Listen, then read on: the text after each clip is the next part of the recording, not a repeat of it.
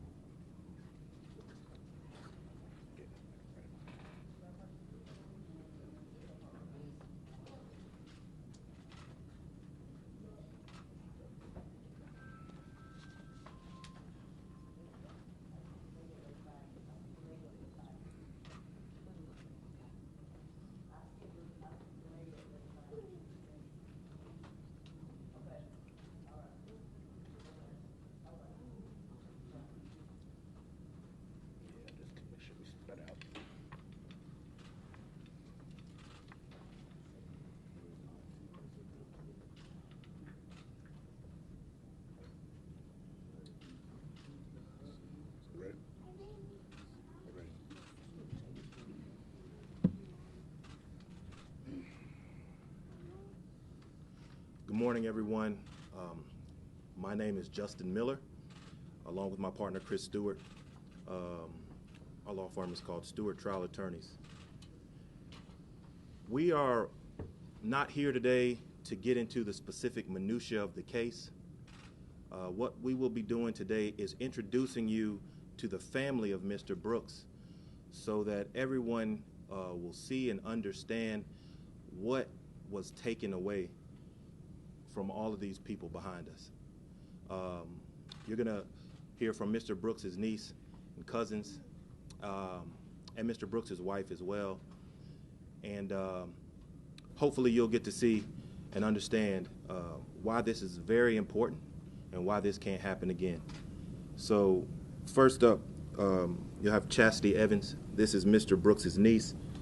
She'll say a few words.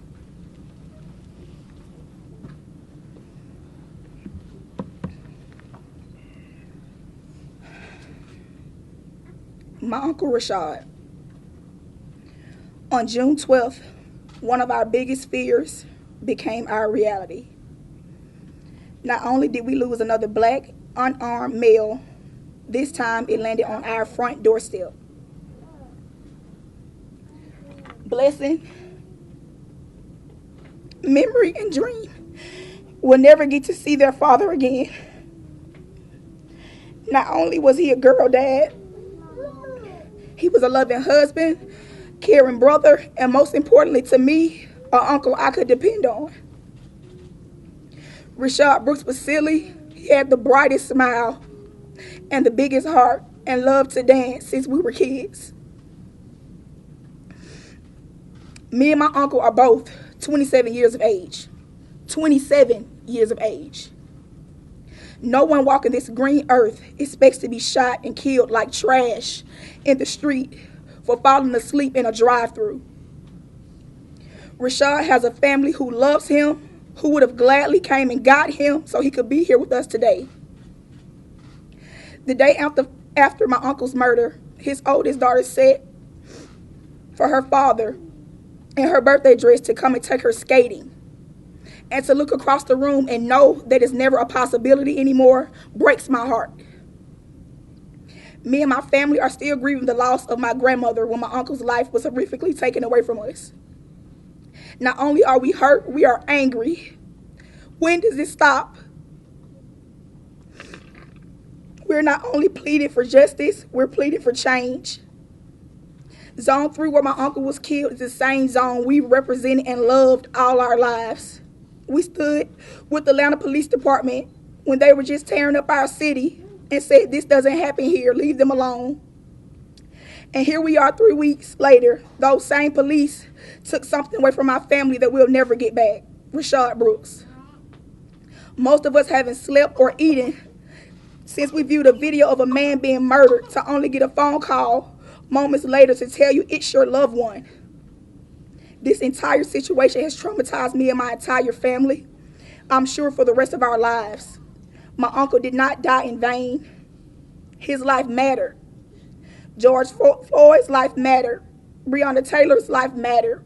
Michael Brown's life mattered. Sandra Bland's life mattered. I'm not only asking the city of Atlanta to stand with us, I'm asking for everyone in this nation to stand with us as we seek justice for Rayshard. Thank you. Now you hear from his cousin, Tiara Brooks.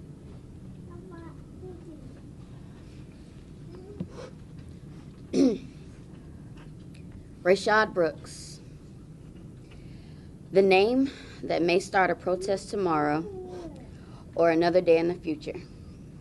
However, the man himself no longer has a future.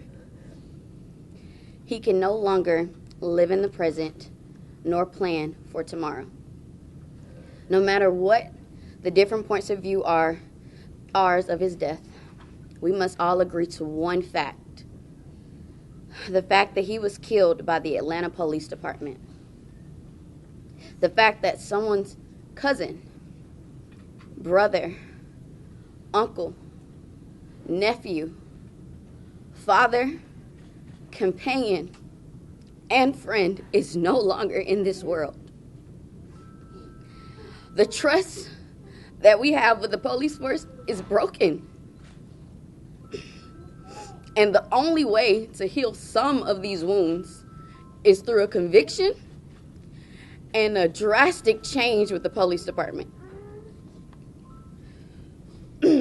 But honestly, true justice will never prevail because we will never be able to bring back Rayshard Brooks. He will no longer be able to return to this world nor to his family.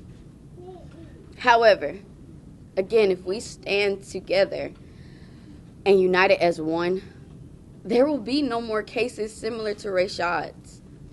How many more protests will it take to ensure that the next victim isn't your cousin, your brother, your uncle, your nephew, your friend, or your companion, so that we can finally end the suffering of police excessive force? We are tired. Guys, we're tired. And we are frustrated. Most importantly, we're heartbroken. So we need justice for Rayshard Brooks.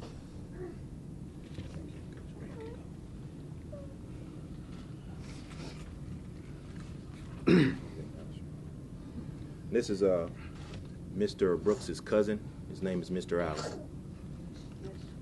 I'm gonna try to make this brief and clear. First and foremost, we want to say, want to show our appreciation and thanks to everybody that's been out here supporting us and helping us. And we encourage you to continue to do so. And I actually go by the name of Decatur Red. A lot of people know me as that. A lot of celebrities I see that been trying to reach out and try to find the family. We are the family. I am the family. And if you're trying to help, you know, reach out to me so we can try to make sure that my cousin and his wife and his kids is taken care of. If you can't help financially, then try to just keep help with your voice and stay with the protest. But again, I want to just tell you that we appreciate all the help. We appreciate the voices around the nation. We thank you. As y'all know, I'm attorney Chris Stewart, and I tried to figure out a way to encompass everything that's going on and get rid of the division of one side versus the other and get the whole country to understand what's going on. And the first thing that came to mind is what we all just went through with the coronavirus outbreak. We all sheltered in place for months, losing our mind. And then we started seeing on the news large amounts of white Americans demanding change, coming out and rallying in the streets and protesting and making their governments change laws so that we could start getting back to regular life.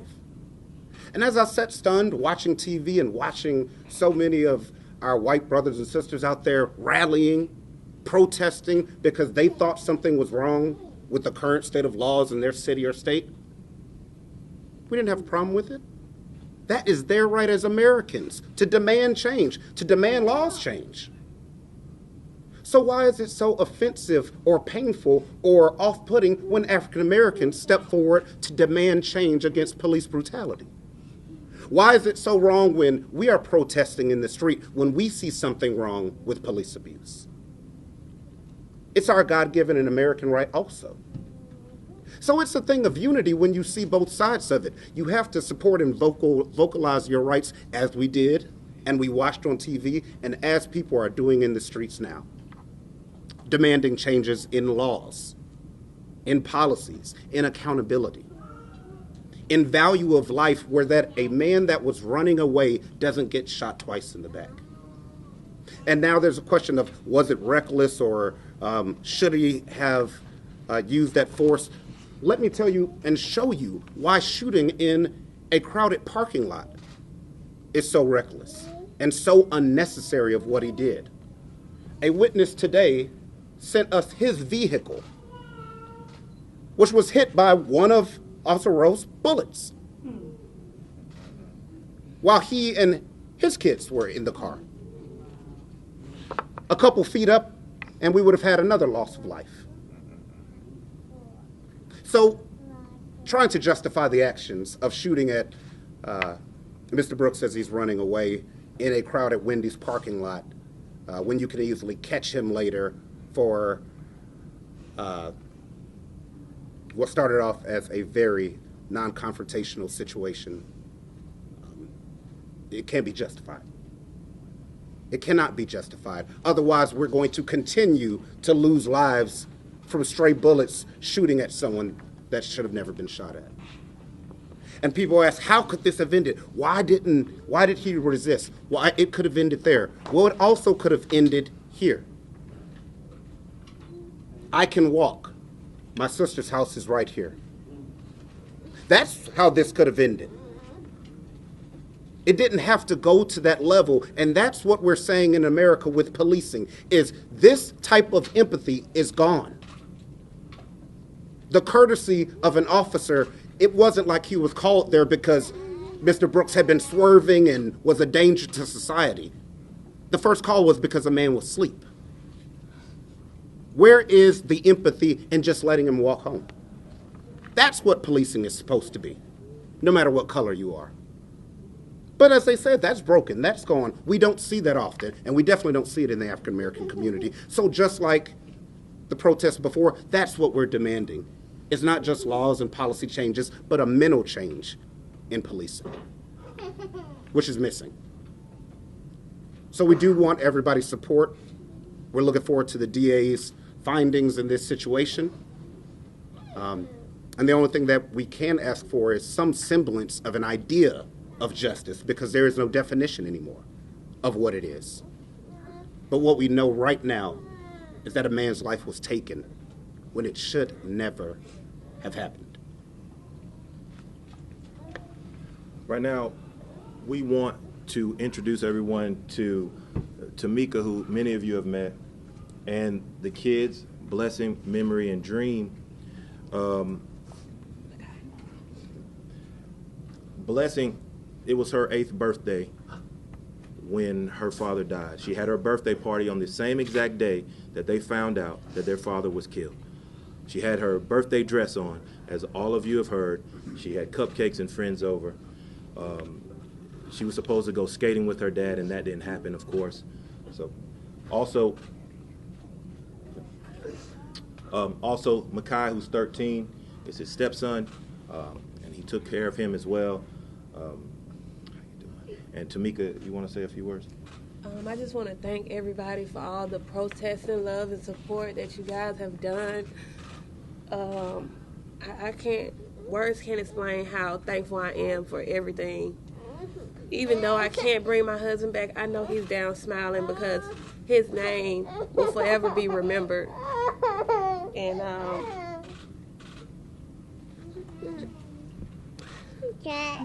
no, there's no justice that can ever make me feel happy about what's been done. I can never get my husband back. I can never get my best friend. I can never tell my daughter, oh, he's coming to take you skating or swimming lessons. So it's just going to be a long time before I heal. It's going to be a long time before this family heals. And I just, like I said, I'm just thankful for everything that everyone is out there doing. And I just ask that if you could just keep it as a peaceful protest, that would be wonderful. Because we want to keep his name positive and great. Lastly, we do want to acknowledge and thank Tyler Perry, who we spoke with, who will be taking care of the funeral for the family. And it's support like that, and it's people who are actually in this community, that love the community, that want healing and families like this to never have to go through something like this, to step forward. And we want to thank him for such a generous move. Yeah, 3 brief questions. I have a question for anyone in the family. Did Rayshard ever discuss what had been going on? Had y'all ever discussed with him, the previous shooting that happened, all the conversation everyone's been having for the last with the George, I mean, we've watched it, and I've always said, baby, I don't ever want that to be you, or, he was always like, no, it's going to change, He always tried to stay positive about everything, but we've had our incidents where we've had police officers stereotype my husband just because tattoos in his face, so it's really crazy. I'm scared every day. My children go out, my husband go out, my family members go out. I'm scared every day because I don't know what to expect. And this just really startled me because I don't even know if they're going to come home. And Christian, that kind of it goes to a point of people are asking, well, why would he resist when they were trying to put him in handcuffs? Well, they put George Floyd in handcuffs, and he was subsequently killed. So just getting put in handcuffs, if you're African American, doesn't mean, oh, you're going to get nicely taken to the back of a police car. So, especially watching this video of George Floyd over and over again, his reaction may have been, I'm not getting put in handcuffs. So we can't just toss it out because he resisted. George Floyd didn't, and it ended the same way. And this is something that is not new. It's not just with this George Floyd. All of us, I know every black man standing behind me, and woman too, we have all been dealing with this from birth. So that's a trauma that is deep. It's not something that just started 2 months ago. I still today, dress like I dress, do what I do, I still feel nervous around police, and that shouldn't be the case, right? And so if you feel that way, and then you see all of these things happening, of course you're gonna feel some kind of way when the police come up to you and you are somewhere where you're not in the perfect state of mind at that point in time.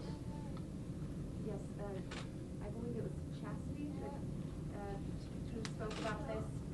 I think you mentioned a few weeks ago that your family was asking people not to attack the precinct, the police. And can you talk about that moment and what it feels like now, thinking that that's the position you took before? It makes you eat your words. I love Atlanta. My family loves Atlanta. And when they were tearing, busting out the windows at CNN Center, we were like, why are they doing this to our city? Burning down police cars. Why are they burning police cars? This doesn't happen in our city. And it hit our front door. So not only does it happen in our city, it happens in cities everywhere. I just want to. Family members tell us a little bit more about Rayshard Brooks, who he was. What did he like to do? What did he do? Who wants to talk about it? Come on. Tell me your name. My name is Tomika Brooks. Rayshard is my first cousin. These people that you see behind you are his sisters, his brothers, his nieces, his nephews, his first cousins. A week and a half ago, me and his older brother were playing chess, and he just popped up. And I said, "Cuz, how you doing, man? You good?" He said, "Yeah, I came because I need to see my wife and my baby, man, my daughter's birthday." I said, you staying out of trouble? You all right?" He said, "Yeah, I'm fine, cuz. I'm all right." We shared a few drinks, a few laughs. His big brother gave him a few dollars and he left. He was always happy. He was always smiling. And you'd have to kill him by one of his family members, because he wasn't that type of dude. So, to you people that are looking around the world and you have your feelings, before it happened to us, I could only guess at what you felt, but now I understand. Life shouldn't be this complicated. Life shouldn't be where we have to feel some type of way if we see a police or somebody of a different color. I didn't come down here to talk to the media. I came to love on my people. But if you ask how old this young black man was, look at your children when you see them laugh. That innocence, that joy, that pureness of soul. And you had a glimpse of what we lost. You'll have a glimpse of what it feels like. Because tomorrow, we're going to have to deal with it again. We're going to have to bury him. We're going to have to say, we miss you. And if we didn't say we love you enough, we got to apologize to him for not telling him that we loved him that much.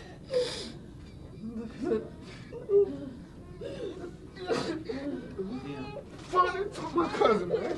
Oh, y'all, listen, I can't believe it. I gotta go. I have to go. Y'all took my cousin from me. I just want y'all to know that y'all took my cousin from me. Y'all took the wrong person.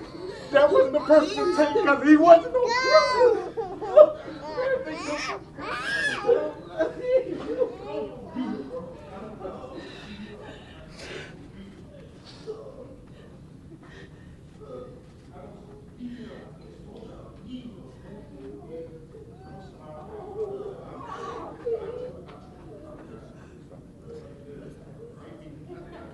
Thank you.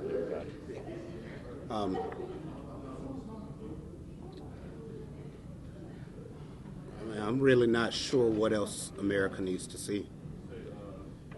Want to rerun a George Floyd.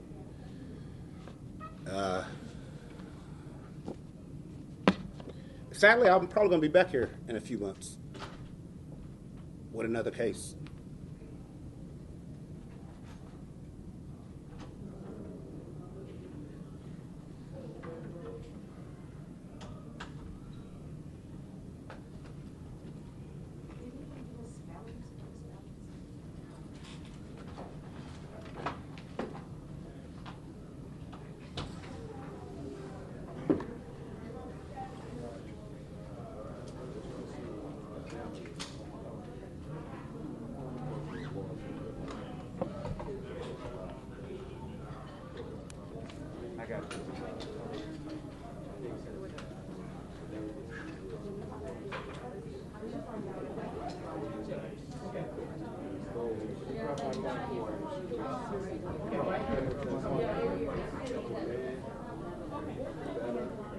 I know what you mean, but I mean.